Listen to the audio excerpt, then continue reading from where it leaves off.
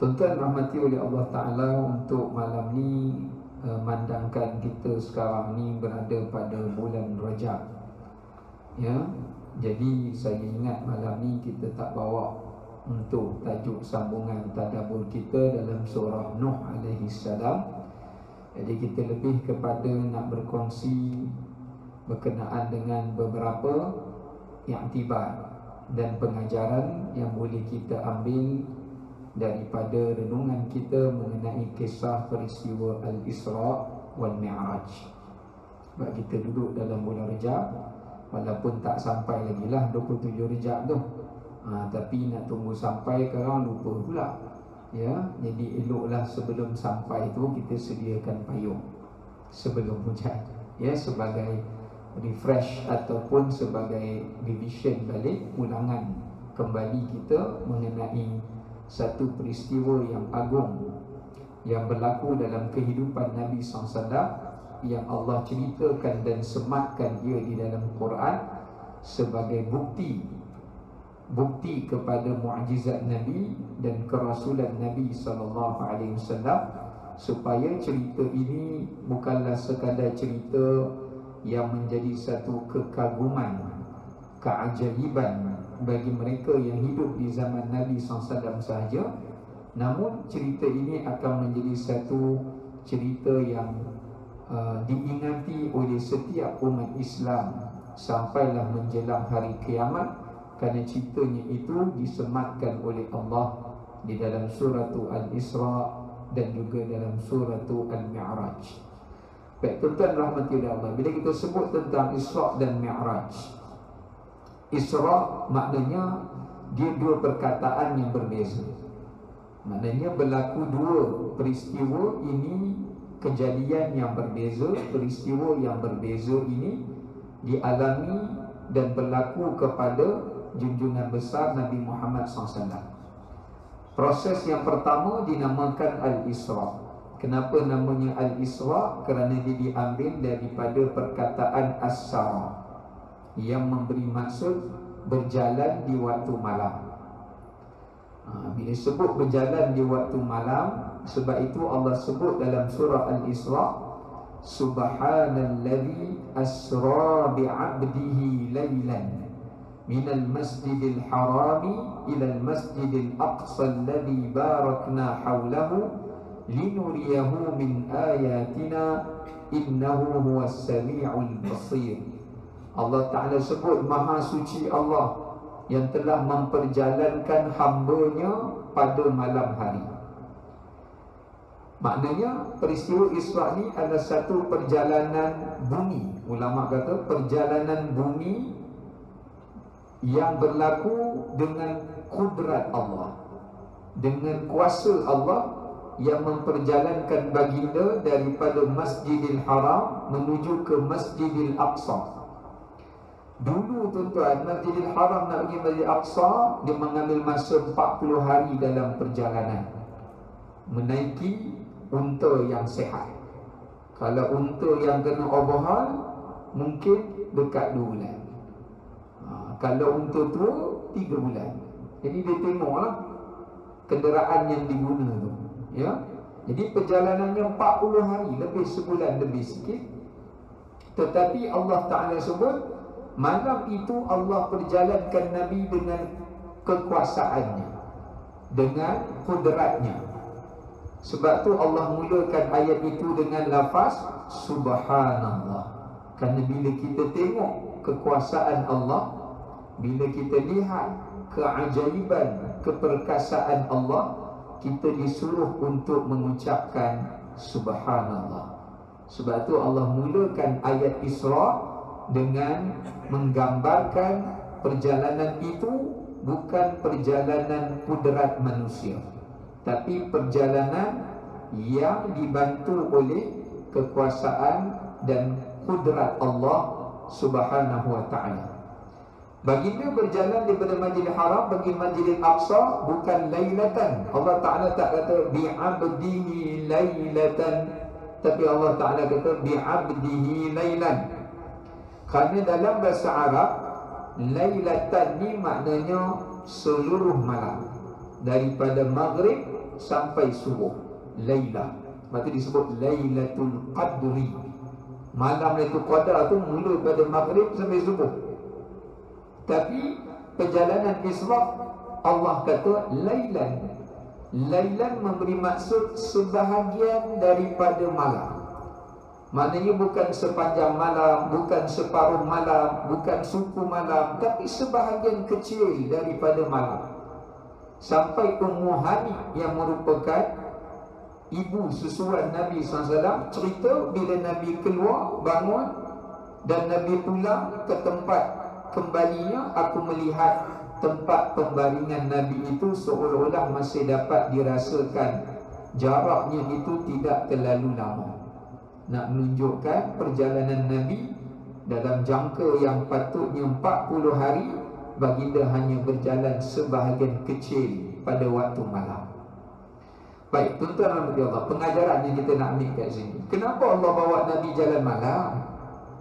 Kalau nak tunjuk kuasa Allah, nak suruh orang kafir beriman, patut Allah bawa Nabi jalan siang. Pasal malam orang tidur. Betul tak? Malam orang tidur, orang nak rehat.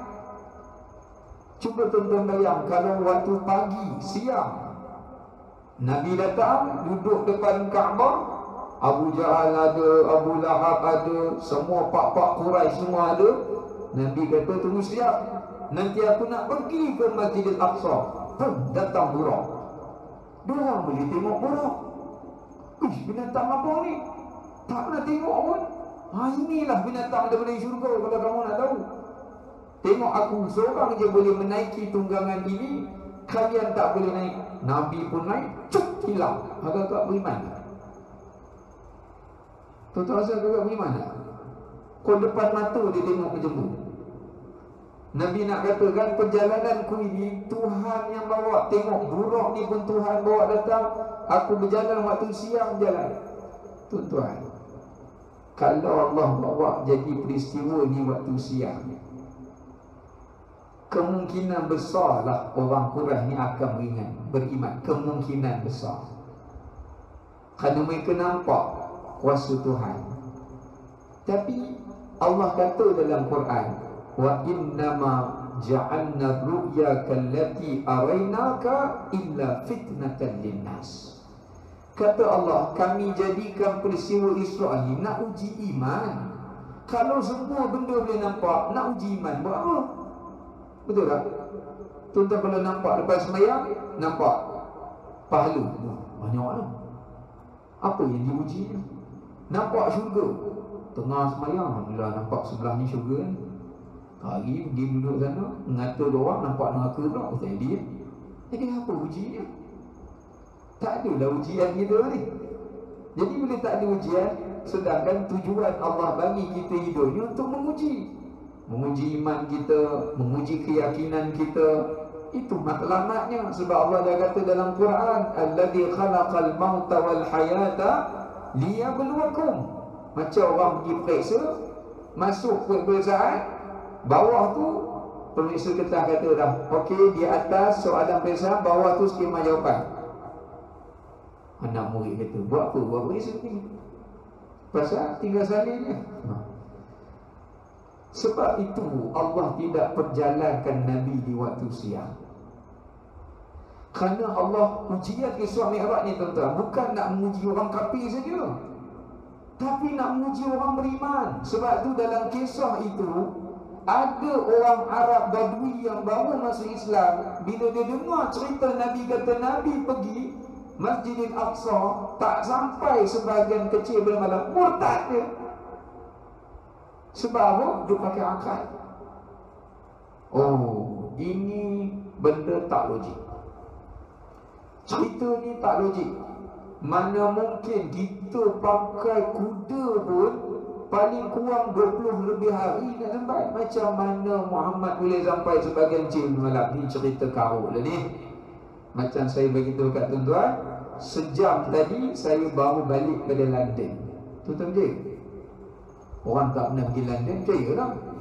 Kalau siapa pernah pergi London, dia tahulah flight tu berapa lama, kan? Tapi kalau saya kata saya balik London, dia tahu, pergilah dia balik sini pun tak berdulikan lagi, dia nak sampai sini pun jauh juga. Jadi orang takkan percaya. Cuba tuan-tuan bayangkan kalau kita hidup di zaman Nabi SAW, zaman tu hanya ada unta, kuda, tak ada kapal terbang. Tiba-tiba ada orang datang kat kita cerita dia berbalik daripada perjalanan yang jauh. Sebab tu kita kalau duduk zaman Nabi pun, saya kalau baca kisah Isra Mi'raj ni, kita takut kita dalam kelompok Abu Jahal. Sebab zaman sekarang pun cerita tentang mukjizat Quran, mukjizat Nabi, kebenaran pun ada orang dustakan kerana bertentangan dengan akal. Kerana mereka memahami agama ini hanya berdasarkan akal, sedangkan agama ni dipandu oleh nas, dipandu oleh Quran, dipandu oleh hadis Nabi. Kemudiannya untuk memahaminya dengan kaedah yang betul, cara yang betul, manhaj yang betul, maka dia perlukan kepada orang-orang yang alim, yang mahir untuk menghuraikannya supaya selaras dengan akal dan tak bertentangan dengan dalil.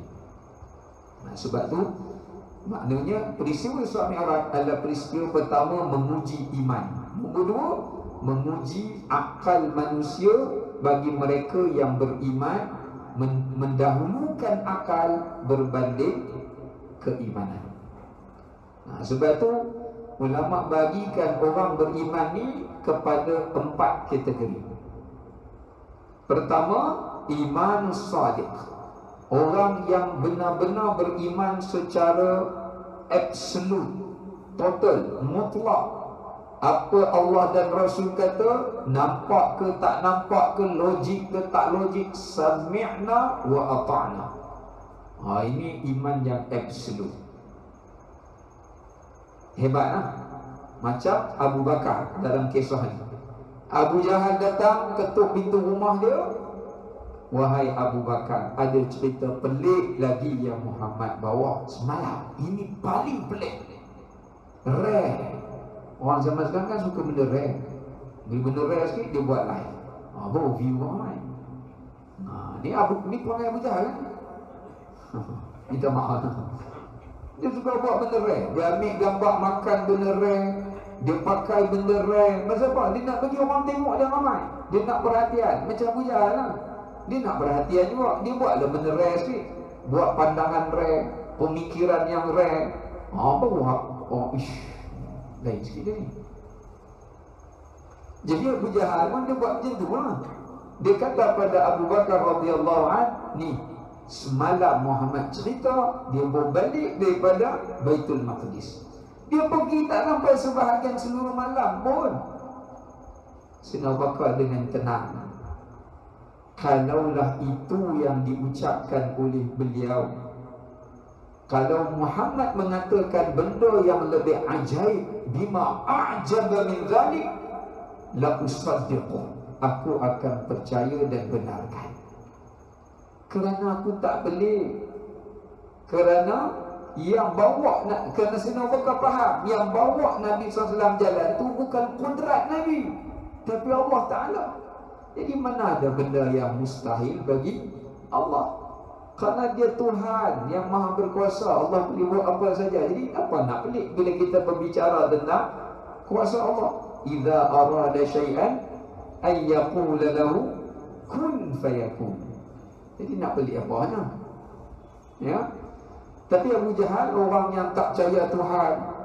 Dia percaya Allah tapi dia tak percaya pada sifat Allah, kudrat Allah, kuasa Allah.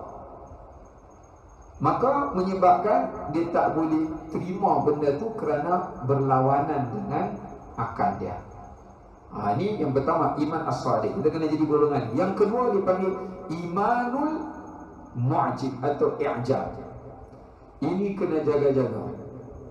Orang yang golongan kedua ni, dia akan beriman bila dia tengok kepelikan.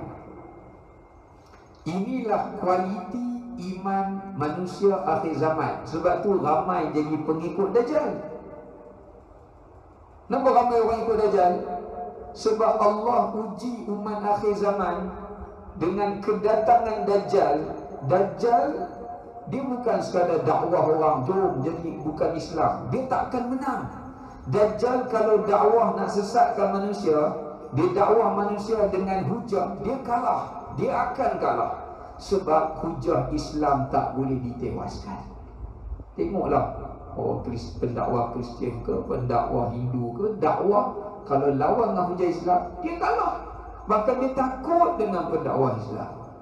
Tidak dia nak tangkap bunuh lagi. Takut. Sebab lawan hujah memang kalah. Sebab tu Allah bila utuskan Dajjal, Dajjal tak lawan hujah. Dajjal pakai miracle, magic. Orang kita ada suka magic. Kata kalau saya nak minum ni, tiba-tiba benda ni terbang, jalan, keluar air, saya ngangam mulut ni. Confirm, Ustaz, tolong turunkan ilmu pada saya. Pasal orang kita dia suka benda pelik-pelik. Maka orang kita dia, semua manusia dia suka benda yang ajaib.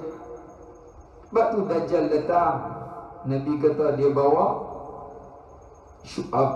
syurga, dia bawa kebun, dia bawa air, dia bawa api, dia bawa gunung, roti, dia tepuk bumi, semua emas, minyak ke, ni projek dah dapat, pok keluar minyak, dapat projek lah.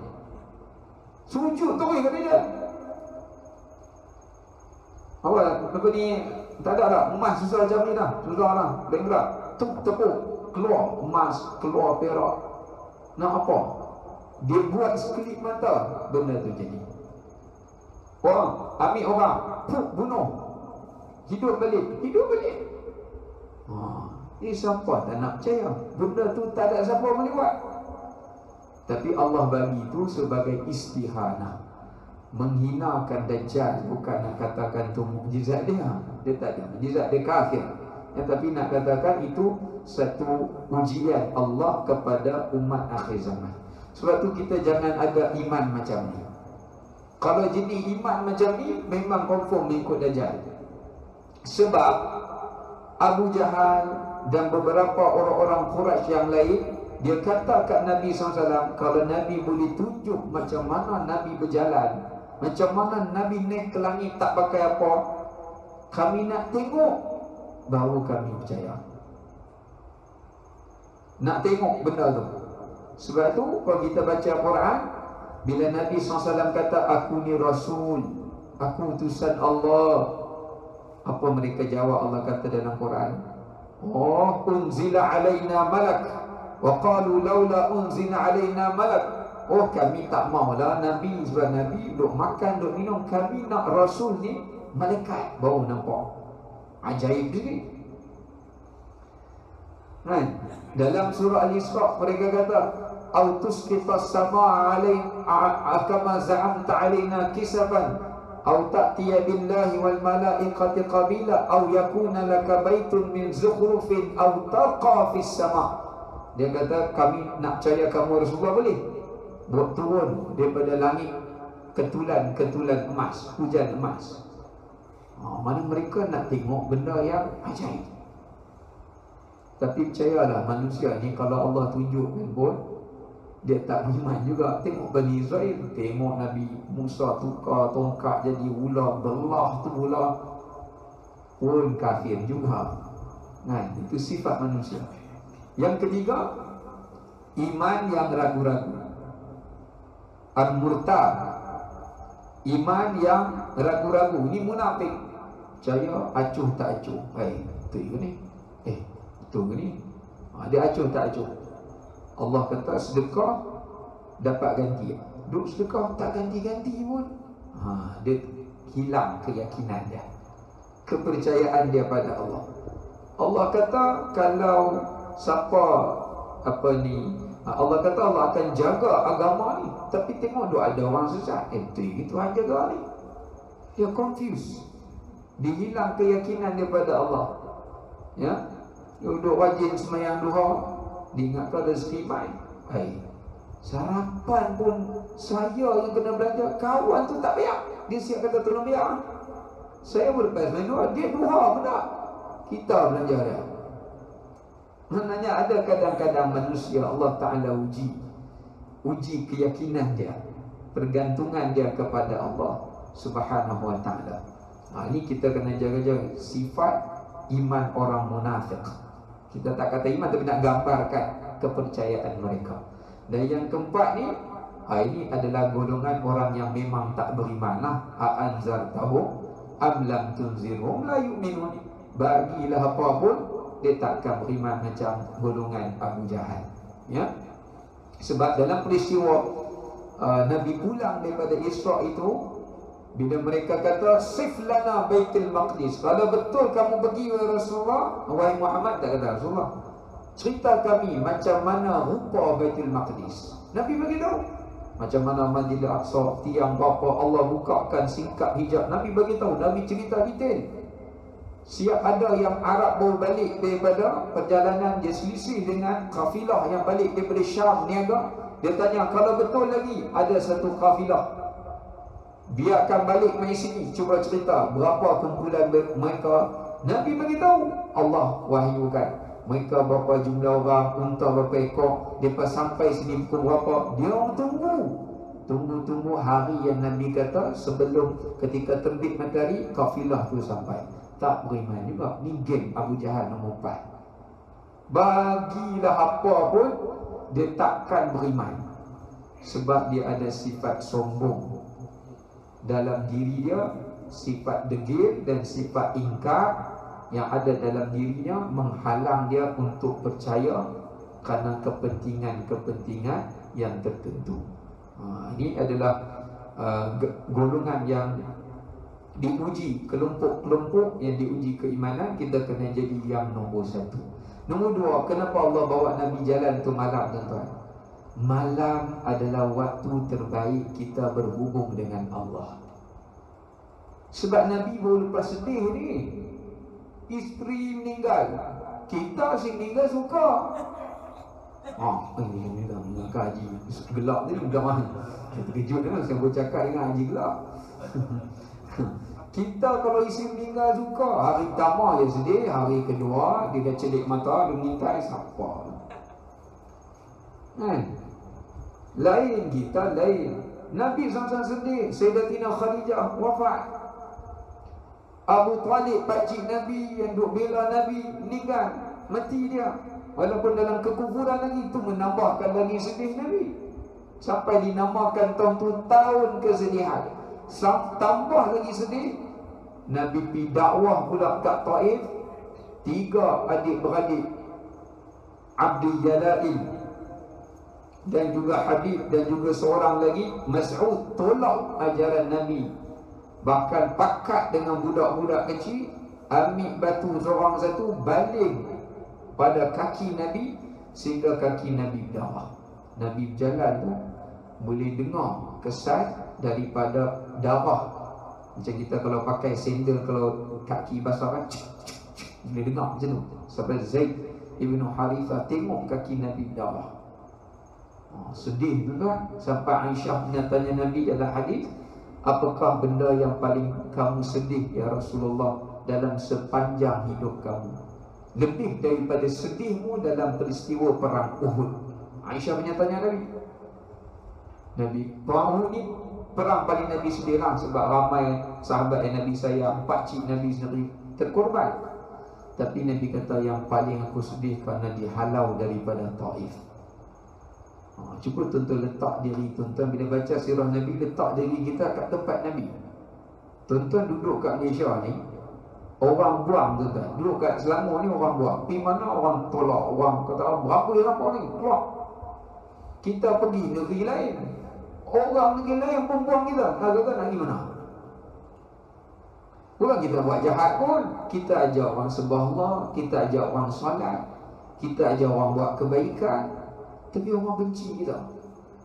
Masa tu sahabat Nabi, tuan-tuan kena bayang kedudukan Nabi masa tu. Isteri tak ada, pakcik tak ada. Kebanyakan sahabat dah hijrah ke Habasyah. Nabi suruh hijrah sebab mereka kena seksa.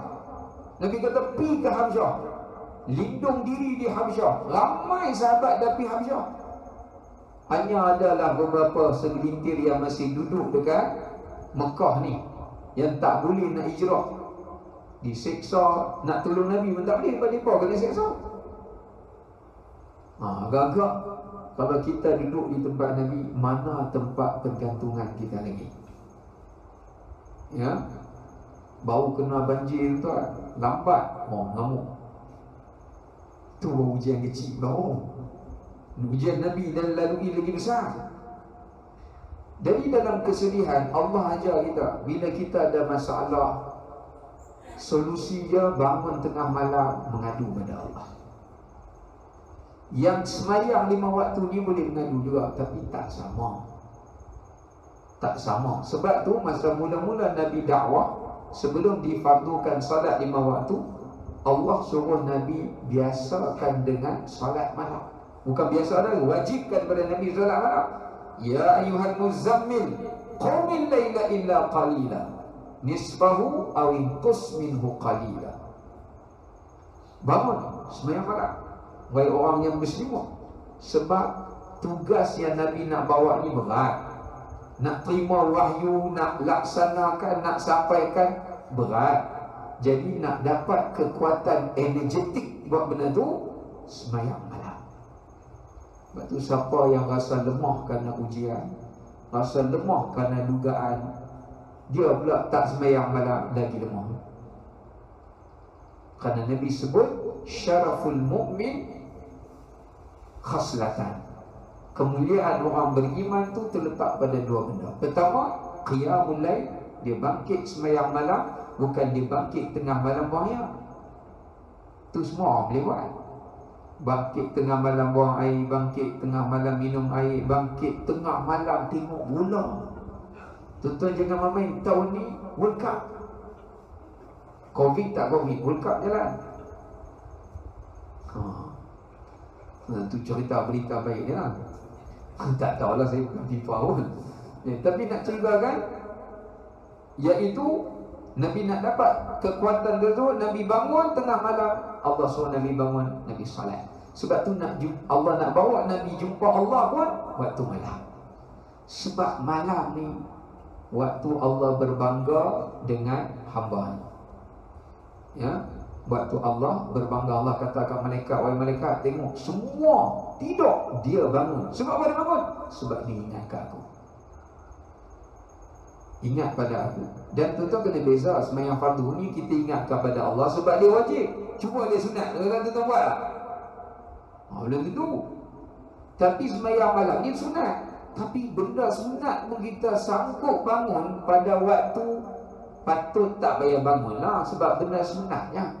Kita pun nak kena rehat, kerja banyak. Tapi dia bangun juga kerana apa? Kerana Allah. Tatajafa junubuhum 'anil madaji' yad'una rabbahum khaufan wa tama'an.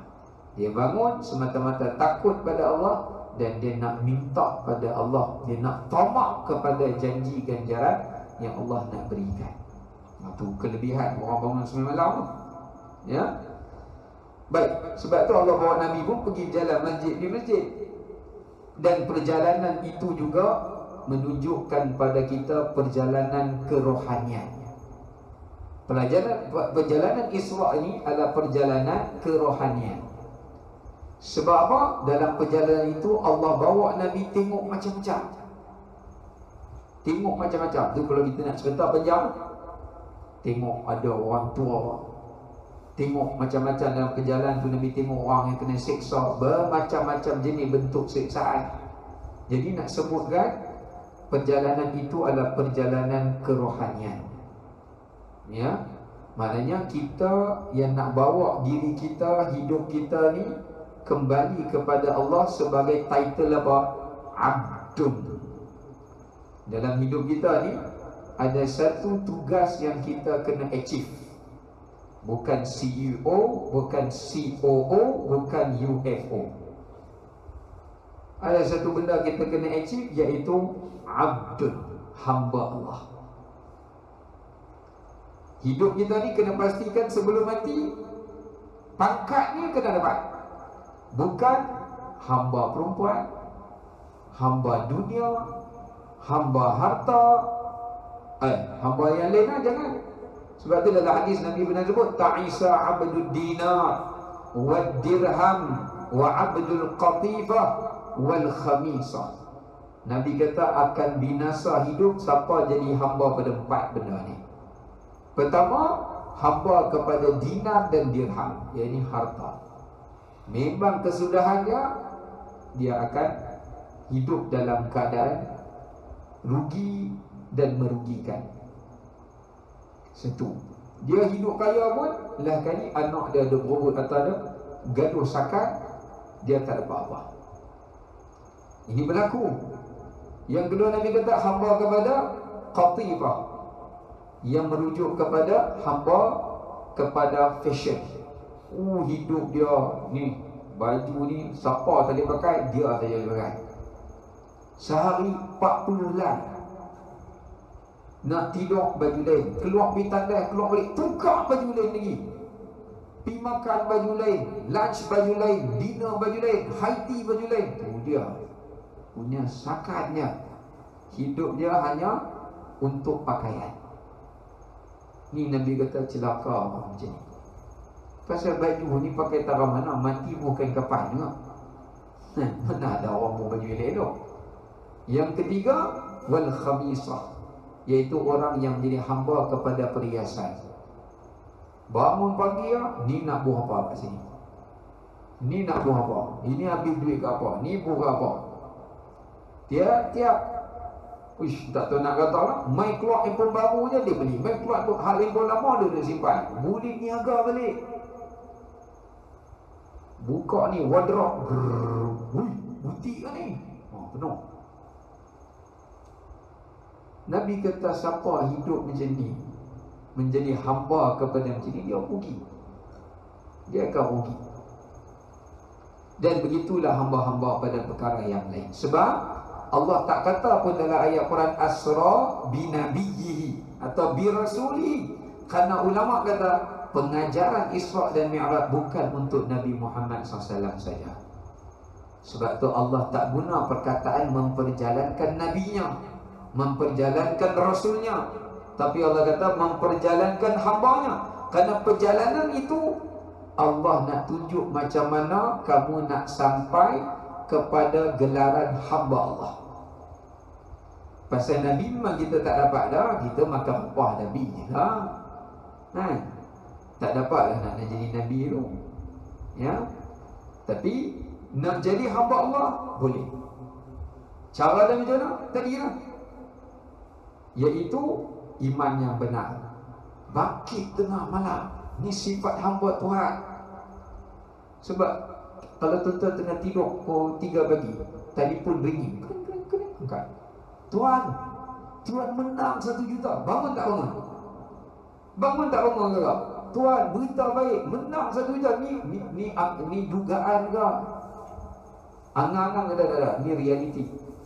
Kami duduk depan rumah, bawa cek aja. Bangkit, jaya. Bangun. Kerana untuk dunia dia akan bangun. Tengah tidur, baru nikah, tengah tidur, pukul 2 pagi isi kejut. Bangun dia. Memang akan bangun lah. Kena belai 2-3 kali, bangkit lah. Saya cakap tidur pula. Nak ceritakan bahawasanya bagaimana bangunnya dia. Nombor 2, perjalanan nak menuju Allah adalah perjalanan kita kena bina hati kita dengan apa? Masjid. Sebab tu perjalanan tu Allah tak bawa Nabi daripada Masjidil Haram terus naik ke langit. Sebab Baitul Ma'mur, Kaabah di langit tu bertentangan dengan apa? Dengan Kaabah di bumi. Setentang. Patut kalau Nabi nak naik terus direct daripada Masjidil Haram, naik terus lah. Pasal apa nak kena pergi ke Masjidil Aqsa? Kerana Nabi Allah nak tunjukkan hubungan seseorang dengan rumah Allah. Hubungan seseorang dengan rumah Allah Ta'ala. Ini penting. Yang mana golongannya diletak di bawah arsy Allah, antaranya siapa? Wa rajulun qalbuhu mu'allaqu bil masajid. Orang yang hatinya terpaut dengan masjid. Terpaut dengan rumah Allah. Baik. Waktu diperjalankan daripada rumah Allah, Masjid Haram ke Masjidil Aqsa. Kemudian kita tengok dalam perjalanan ini juga, ketika mana perjalanan Nabi itu, Nabi diperlihatkan bermacam bentuk ancaman dan ganjaran. Ada orang baru tanam tiba dah dapat hasil. Ini menunjukkan kita dalam nak menuju pada Allah akan ada dugaan. Dalam hadis riwayat Ahmad, panjang hadis dia, saya baca terjemahan. Syaitan akan duduk pada jalan manusia atas 4 jalan. Pertama, dia akan duduk atas jalan Islam. Dia jadikan kita orang Islam yang paling buruk. Nombor 2, dia duduk atas jalan iman. Syaitan ni, kita nak bawa, dia buat roadblock.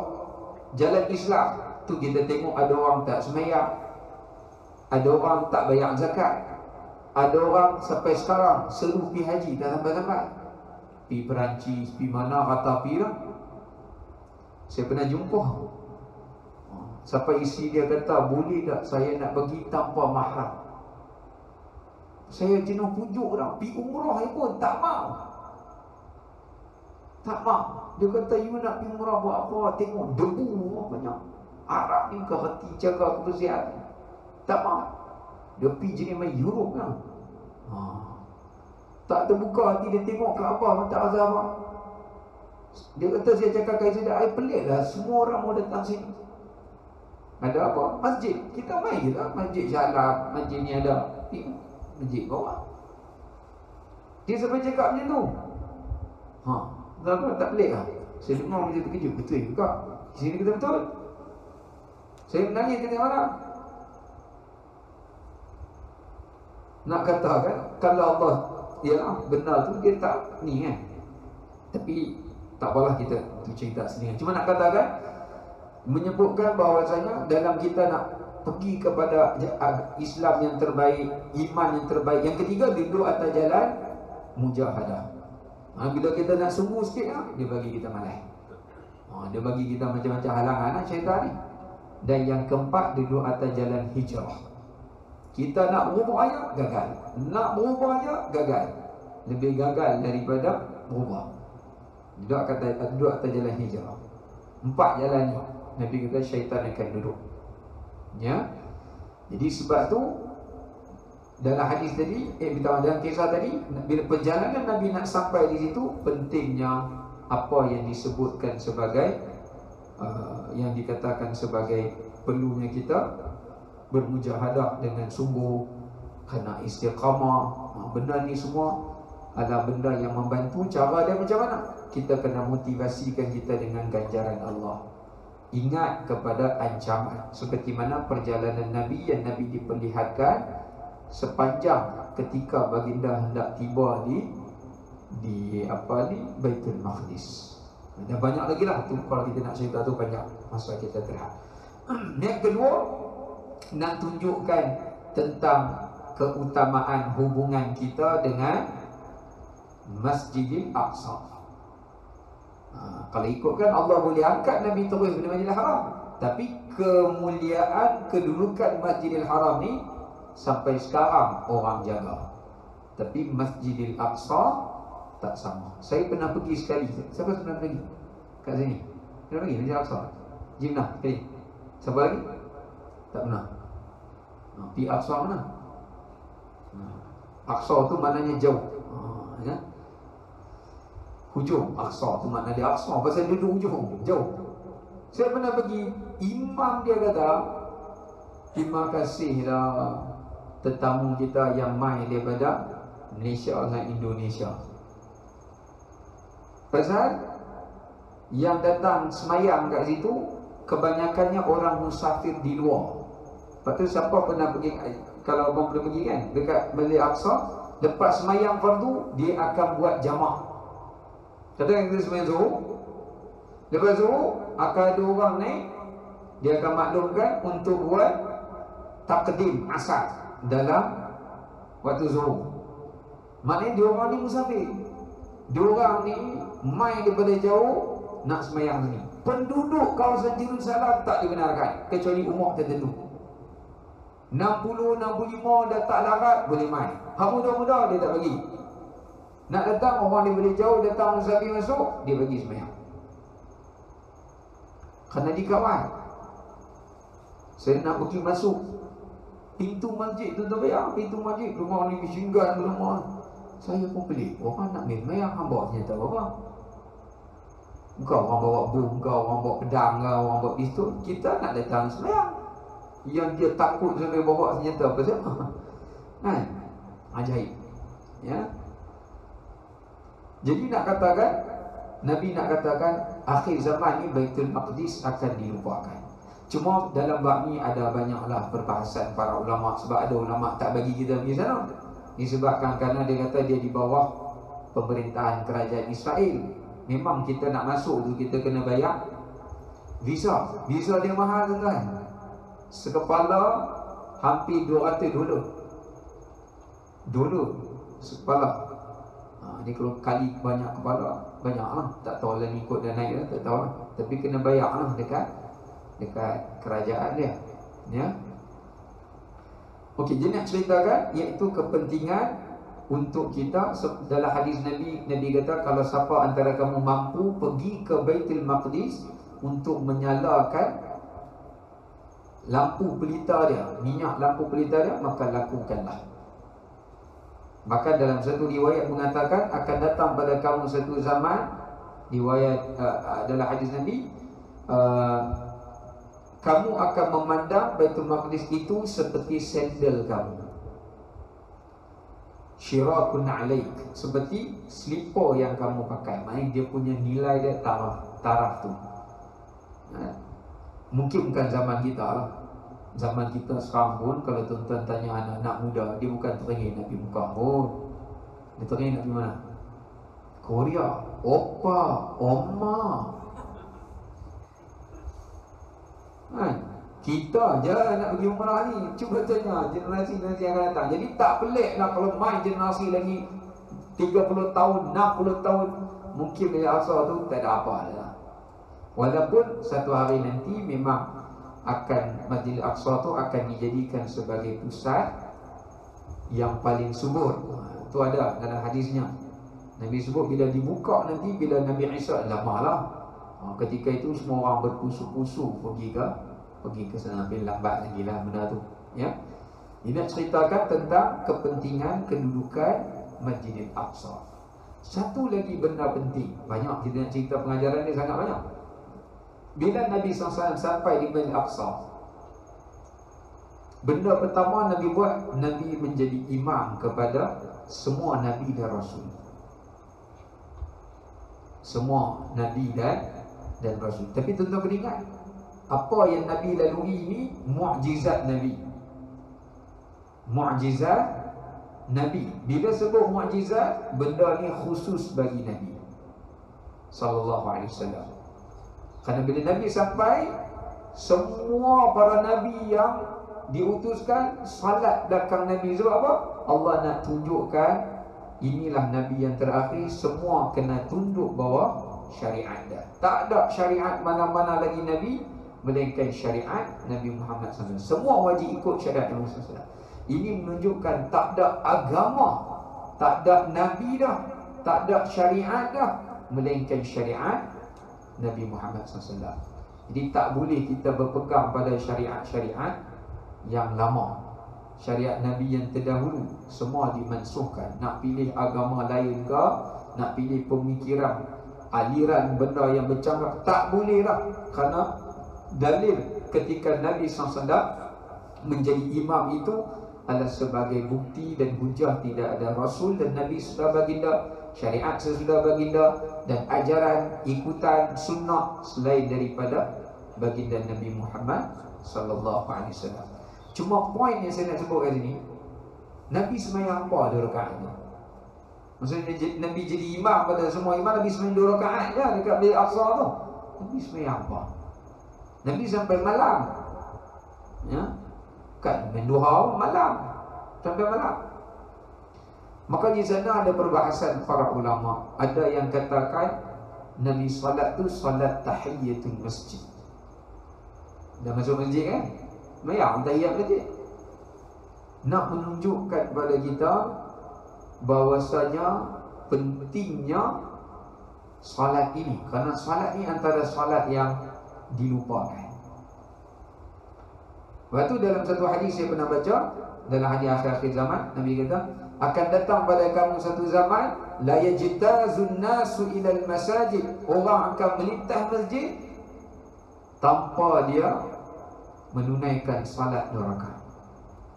Tak percaya, tengoklah. Lagi kalau orang pergi Masjid Nabawi, kakak kalau dia masuk, dia sembahyang 2 rakaat dulu, baru dia duduk kan, dia masuk, dia tengok. Oh, tu, ni gambar video. Saya live ni. Assalamualaikum. Dia kira hak tu dulu. Hak tu dulu nombor pertama. Kok mana pun yang tu nombor pertama. Pasal update status ni penting. Nak habak ke orang dia kat Masjid Nabawi. Bukanlah salah nak bagi tahu pergi tak. Hang semayanglah dulu. Semayanglah dulu. Sama lah juga pergi Masjidil Haram pun. Patutnya kena tawaf dulu. Dia tengok ramai tak mau lah. Sebagai ulama benarkan dia ganti dengan semayang. Tapi dia tak buat. Sama lah pergi masjid negeri ke apa, dia masuk, dia tengok, dia duduk. Bila dia duduk, dia buat apa? Ini dia buka ni. Jadi nak katakan antara sunnah Nabi yang paling simple tapi yang kecil itu pun dilupakan, bermula daripada salat tahiyah. Ini menunjukkan kepada kita betapa nak memberitahu walaupun dia tidaklah solat tahiyah ini tidaklah sehebat solat sunat rawatib dan sebagainya, tapi nak bagi tahu bagaimana penting menghidupkan ajaran Nabi dan sunnah Nabi supaya dia tak dilupakan. Walau sekecil manapun ajaran dan sunnah itu, kerana kita menghidupkannya, jikalau orang mematikannya, sebahagian ulama kata diberikan pahala syahid, yang menunjukkan besar dia punya ganjaran, balasan dan kurniaan dia. Ya, okay, itulah sikit banyak dapat kita kongsi, mana yang takat kita boleh pada malam ini. Wallahu ta'ala a'lam bissawab. Assalamualaikum warahmatullahi wabarakatuh.